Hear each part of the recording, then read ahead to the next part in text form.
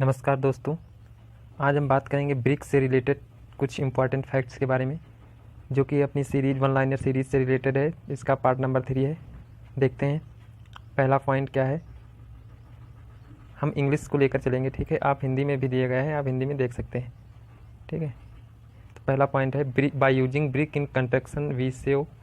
तो 10% ब्रिक और 22% मोटार बचत की होती है, ठीक है, बचत की जाती है। नेक्स्ट पॉइंट है the minimum thickness of stone वाल इज। स्टोन वाल की थिकनेस 35 सेंटीमीटर होती है, 35 सेंटीमीटर। अगला पॉइंट है the benefit of use of brick is machinery is. तो बेनिफिट क्या होती है मशीनरी, ब्रिक मशीनरी में? तो easy in bonding and machinery into. Next point देखते हैं the physical properties of brick. तो फिजिकल प्रॉपर्टी क्या होती है ब्रिक की? इसमें शेप आता है, साइज आता है, कलर आता है एंड डेंसिटी ऑफ ब्रिक, ठीक है। नेक्स्ट पॉइंट है the standard shape of ideal brick is. तो स्टैंडर्ड शेप ब्रिक क्या क्या होता है, वो भी आइडियल ब्रिक का क्या होता है? तो रेक्टेंगुलर होता है, ठीक है। ईंट की विशिष्ट विमा था मानक माप क्या होती है? तो विशिष्ट विमा मानक स्टैंडर्ड साइज क्या होता है? 19 centimetre into 9 centimetre into 9 centimetre. ऐसे आप देख लीजिए, ये कोई ब्रिक है, ठीक, ब्रिक है, अपनी ब्रिक है, इसकी ये है कि 19, ठीक है, ये 9 हाइट रहती है, और इसकी जो ये हाइट होती है ये 9 होती है, ठीक। तो 19 गुणे 9 गुणे 9 गुणे 9 होती है, ठीक है। नेक्स्ट पॉइंट है the nominal size of standard brick. तो nominal size 20 centimetre into 10 centimetre into 10 centimetre होता है। अगला पॉइंट है the most common colour of building brick. तो most common colour building brick का होता है रेड। तो density of brick should be 1600 से 1900 kg प्रति मीटर क्यूब होना चाहिए। The weight of brick should be live between. Brick का वेट 3.2 से 3.5 kg रखा जाता है। And the mechanical properties of brick का तो कंप्रेसिव स्ट्रेंथ एंड फ्लेक्सिबल या फ्लेक्सरल स्ट्रेंथ।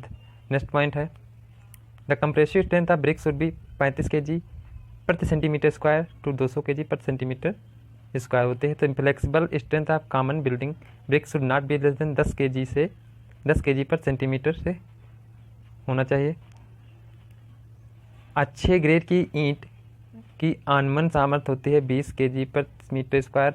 ईंट के घटक होते हैं silica, alumina, iron oxide, magnesia, चूना एवं कार्बन तत्व। तो ईंट के घटक silica, alumina, iron oxide, magnesia, चूना और कार्बन होते हैं। The IS code of ingredient of brick earth hit. तो IS कोड 2117 के अकॉर्डिंग क्या आता है? The most permanent ingredient of brick earth are silica and alumina. ईंट के मुख्य घटक सिलिका और एल्यूमिना होते हैं। नेक्स्ट पॉइंट है the ingredient of brick earth that provide strength to brick is silica. Silica is responsible for prevention of shrinkage. संकुचन रोकने के लिए क्या आता है सिलिका का use. And the excess of silica in bricks earth in due to. अगर silica की अधिकता हो जाए ब्रिक में तो brittleness in brick and loss of cohesion, उसमें भंगुर में कमी आ जाती है, ठीक है। नेक्स्ट पॉइंट है the brick earth the aluminium is responsible. तो एम्पायर प्लास्टिक के लिए रिस्पॉन्सिबल होता है। नेक्स्ट पॉइंट है the excess of alumina in brick earth causes shrinkage of brick, warp and cracks. Next point है the in brick earth iron oxide causes. तो strength, hardness and red colour to brick, ठीक है। Iron oxide का प्रयोग strength, hardness और red colour to brick, red colour के लिए किया जाता है। Due to excess of iron oxide in brick अर्थ तो ब्रिक बिकम्स ब्लैक और डार्क ब्लू इन कलर, ठीक है। इन brick earth the lime act. तो इसका गालक के रूप में प्रयोग किया जाता है, फ्लक्स के रूप में प्रयोग किया जाता है। The excess of lime in brick earth causes. तो ईंट में चूने की अधिकता का कारण मेल्टिंग्स ऑफ ब्रिक, ईंट का पिघलना हो कहलाएगा, ठीक है। ईंट की मिट्टी में मैग्नीशिया उत्तरदायी होता है। तो ईंट के नीले रंग के लिए उत्तरदायी होता है। नेक्स्ट पॉइंट है the process of manufacturing of brick is done in various step. तो पहला रहता है प्रिपरेशन ऑफ ब्रिक अर्थ, फिर आता है मॉडलिंग ऑफ ब्रिक, फिर आता है ड्राइंग ऑफ मोल्डेड ब्रिक, फिर आता है burning and cooling of brick, ठीक है। नेक्स्ट पॉइंट है the correct sequence of preparing brick earth है। तो करेक्ट सीक्वेंस होता है unsoiling, digging, weathering, blending and tempering. Next point है the tempering of brick earth is known as.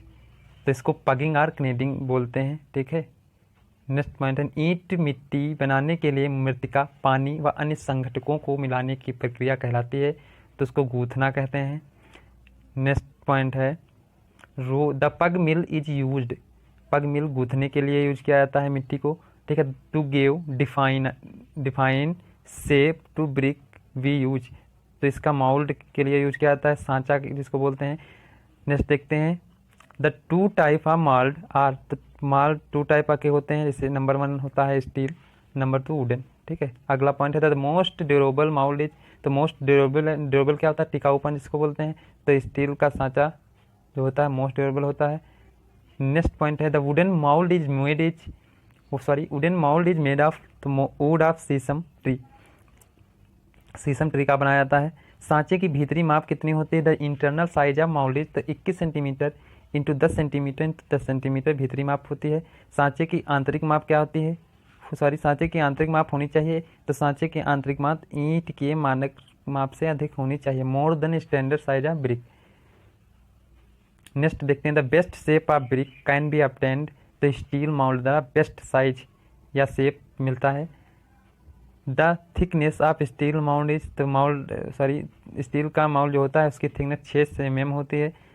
Next देखते हैं the stock board is use to make, तो stock board का use frog on brick surface के लिए use किया जाता है। दिल्हा, the size of stock board दिल्हे को बोलते हैं, तो size of stock board 21 centimetre into 10 centimetre into 6 centimetre, 6 mm का होता है, 21 centimetre into 10 centimetre into 6 mm। तो साइज ऑफ फ्रॉग इज, तो फ्रॉग का साइज क्या होता है, तो फ्रॉग का size 10 centimetre into 4 centimetre into 2 centimetre रखा जाता है। The frog is made on the surface of the brick, surface of the brick, तो फ्रॉग का यूज क्यों किया जाता है, फ्रॉग का यूज चिनाई वर्ग में जो बाउंडिंग होती है ईंटों के बीच उसके लिए किया जाता है, ठीक है। और दूसरा पॉइंट है जो कंपनी या फैक्ट्री बनाती है उसकी एडवर्टाइज भी अच्छी तरीके से हो जाती है, नाम हम डाल के अपना, ठीक है। देखिए question the frog is made of the good bonding strength, जैसा हमने आपको बताया। The frog containing brick having the strength, तो लेस होती है इसकी सामर्थ्य। The removal excess soil from moulded wheat, strike के रूप में किया जाता है। The flat board is used for flat board placing and drying of moulding brick, सुखाने के लिए क्या आता है माउल्डेड ब्रिक, ठीक है। प्लेसिंग एंड ड्राइंग, ढली हुई ईंटें जो होती हैं उनको सुखाने के लिए प्रयोग किया जाता है। The size of pallet board, तो साइज ऑफ पैलेट बोर्ड का 30 centimetre into 12 centimetre into 1 centimetre होता है। The machine moulding is better than hand moulding, ठीक है। नेक्स्ट है the process of removing water from wide of wet brick is known as, तो drying होती है। The percentage of moisturiser in wet brick 7 से 30%, गीली ईंट में नमी की मात्रा 7 से 30% होती है। The wet brick should be dried is a open atmosphere from, गीली ईंट को खुले वातावरण में सुखाना चाहिए, तो 4 से 5 दिन, 4 से 5 days. The process of drying brick is open atmosphere is called, इस प्रोसेस को हैकिंग कहते हैं। The percentage of moisturise in wet brick 7 से 30% की मात्रा होनी चाहिए। The wet brick should be dried in a open atmosphere, 4 से 5 दिन के लिए, ठीक है। ये शायद हो गया है, हाँ। After drawing the strength of brick, तो ड्राइंग स्ट्रेंथ क्या रहती है सुखाने के बाद 15 से 25 kg पर सेंटीमीटर स्क्वायर रह जाती है। The most common method is used for drying of brick in India, तो इसका नेचुरल मेथड होता है, ठीक है, धूप में आसानी से सुखाया जा सकता है। The burning of brick is done by following zones, dehydration होता है, ठीक है, उसके बाद ऑक्सीकरण जोन होता है, फिर वेरिफिकेशन जोन जिसको रूपांतरण जोन बोलते हैं। नेक्स्ट पॉइंट है when A softening of silica is done in proper way the process is called, तो कंप्लीट वेरिफिकेशन होता है। The temperature of complete verification zone 1000 से 1200 डिग्री सेंटीग्रेड पर किया जाता है। When the softening of silica is done more than required amount the process is called, तो इसको विस्कस वेरिफिकेशन बोलते हैं। The advantage of clamp is that is has, तो लेस इनिशियल कॉस्ट, कम प्रारंभिक लागत कम होती है। नेक्स्ट देखते हैं जलाने के समय ताप की नियंत्रण किया जा सकता है। द डरिंग बरिंग, ठीक है। The temperature can be controlled in, तो भट्ठे जिसको किन बोलते हैं। The coal used in burning of brick, तो थ्रेसाइट कोल जिसको पथरी कोयला बोलते हैं, ठीक है। The burning time is half miles and bull trench kiln in, तो बर्निंग टाइम होता है 24 आवर्स। नेक्स्ट देखते हैं in India the clean use for burning of brick is बल ट्रेंच क्लीन, इंडिया में ईंटों को पकाने के लिए बल ट्रेंच क्लीन जो भट्टा होता है उसका यूज किया जाता है। The percentage of first class brick obtain from the Allahabad किन, 60 से 70%, ठीक है, 60 से 70% यूज किया जाता है फर्स्ट क्लास ब्रिक, मतलब फर्स्ट क्लास ब्रिक इलाहाबाद भट्टी में 60 से 80% मिल जाती है, ठीक है। नेक्स्ट देखते हैं the percentage of first class brick obtain from the Allahabad किन, 70 से, ओ सॉरी इलाहाबाद भी नहीं होगा यहाँ पे, बुलखाई भट्टा जो होता है, ठीक है, उससे 70 से 80 मिल जाते हैं। हाफ मैन भट्टे में प्राप्त होने वाली ईंटों की मात्रा 80 से 90% रहती है, ठीक है। पकी हुई ईंटों को ठंडा करने में कितना समय लगता है, the cooling time of burn bricks 10 से 12 दिन लग जाता है। एंड ईंटों को पकाने के लिए आवश्यक ताप होता है 1000 से 1200 डिग्री सेंटीग्रेड। ईंट संपीड़न सामर्थ्य ज्ञात करने के लिए कौन सा परीक्षण किया जाता है, test is done to determine the compressive strength of brick, तो इसका टेस्ट कंप्रेसिव स्ट्रेंथ कहलाता है, ठीक है। The compressive strength test done by compressive stress testing machine द्वारा किया जाता है। नेक्स्ट पॉइंट देखते हैं the test of the rate of loading in compressive intense test, इसके 140 kg पर सेंटीमीटर का प्रति मिनट होता है, ठीक है। The rate of loading in compressive strength test, तो 140 kg पर सेंटीमीटर स्क्वायर प्रति मिनट होता है। The test is done to determine presence of एल्केनिक and amount of salt in brick is, तो इफ्लोरेसेंस टेस्ट किया जाता है, ठीक। नेक्स्ट पॉइंट है the test which is done is curved surface of brick is called warpage test. Next there is 2 types of curve surface in brick, तो convex warpage and concave warpage, ठीक। ईंट के उभरी या दबी हुई सतह के कारण मिलावे से ज़्यादा खपत होती है, जो curve surface of brick causes more consumes of mortar. Warpage परीक्षण होता है, the warpage test is done with the help measure welding के साथ मापन क्षण जो होती है उसकी सहायता से किया जाता है।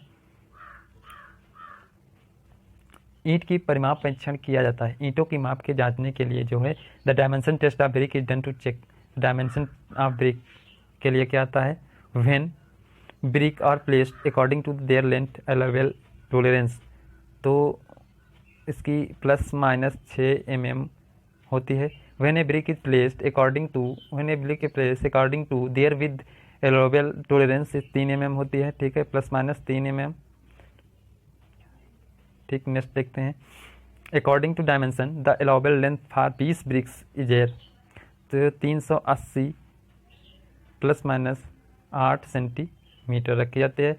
According to dimension the allowable width of 20 bricks या 20 ब्रिक्स, तो इसकी 180, ठीक है, 180 ±4 सेंटीमीटर होती है। In water observation test the brick are held in cold water, तो वाटर ऑब्जर्वेशन टेस्ट में ईंटों को पानी में कितने समय के लिए रखा जाता है, तो 24 आवर्स के लिए रखा जाता है। The strength based classification of brick is done, तो IS 3102 के अनुसार किया जाता है। ईंटों की सामर्थ्य का वर्गीकरण IS 3102 के अनुसार किया जाता है। तो दोस्तों आज का लेक्चर कैसा लगा, अगर अच्छा लगा हो तो please like share and subscribe करना ना भूलें। Thank you.